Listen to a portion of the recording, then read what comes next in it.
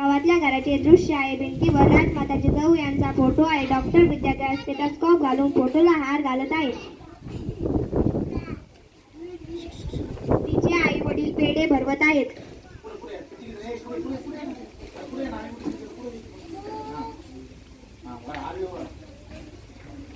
तिचे आई वडील पेढे भरवत आहेत.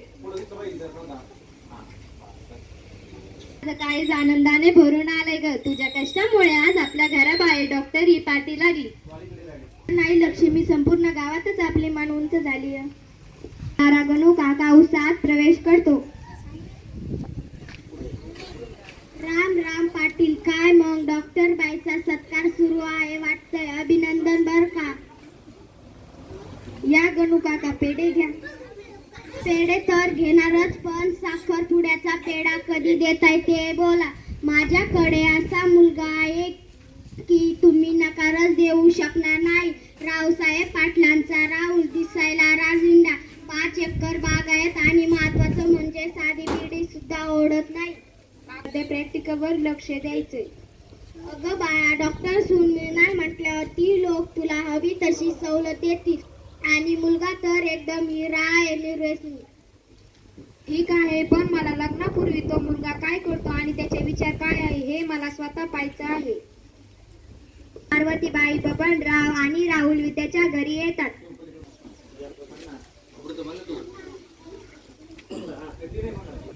साहेब, पार्वतीबाई, बबनराव आणि राहुल विद्याच्या घरी येतात. आमचं कुटुंब खूप जुन्या विचाराचं आणि कडक शिस्तीचं आहे. व्यसन तर आमच्या घरात उंबरठ्याला सुद्धा शिवत नाही.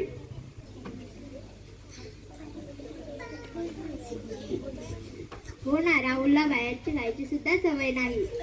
मुली, तुझं शिक्षण कोठे झालं आणि कितीपर्यंत झालंय? MBBS झाला आणि मी पुण्यामध्ये शिकले. काय? हो, आईने शिकवलं आहे. छान. हो, रावसाहेबांनी पोराला इतकं जपलंय की विचारू नका. एकदम निर्मळ चारित्र्याचा आहे मुलगा. मला काय वाटतंय, सध्या समाजात तरुणपणामध्ये व्यसन निदा वाढत चाललेली आहे. खरंच विद्या, व्यसन हे समाजाला लागलेली कीड आहे. मी स्वतः रोज व्यायाम करतो आणि माझ्या मित्रांनाही व्यसनापासून लांब ठेवतो. चला पाहुणं, निघतो आम्ही, कळू नंतर. गावाबाहेरचा एक ओसाड भाग. विद्या आणि तिच्या 2 मैत्रिणी राधा आणि मीरा ओढणीने चेहरा झाकून तिथे येतात. लांबून त्यांना राहुल आणि त्याचे मित्र दिसतात. काय पाटील, काय बोललो का निकाल? व्यसन ही कीड आहे मित्रांनो. ती डॉक्टर मुलगी माझ्यावर इतकी भारी की विचारूच नका. पण राहुल हे लग्नानंतर कसा लपवणार? अरे वेड्या, लग्नानंतर तिची कमाई आणि माझा दारूचा अड्डा.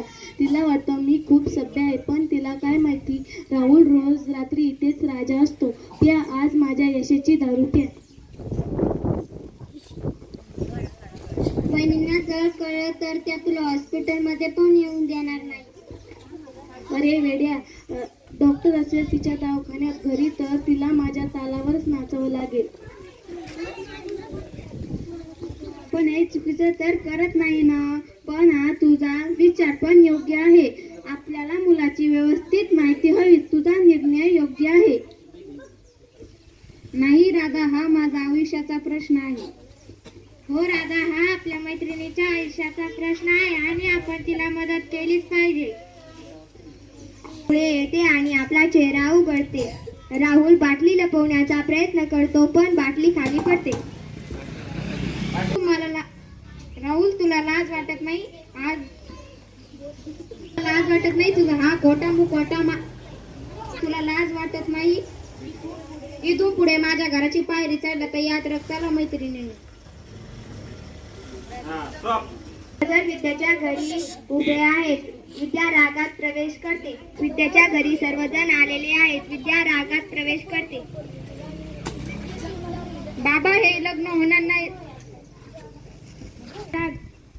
बाबा, हे लग्न होणार नाही. राहुल निर्व्यसनी नाही, तो एक सराई दारुडा मुलगा आहे ज्याला स्वतःच्या जिभेवर ताबा ठेवता येत नाही.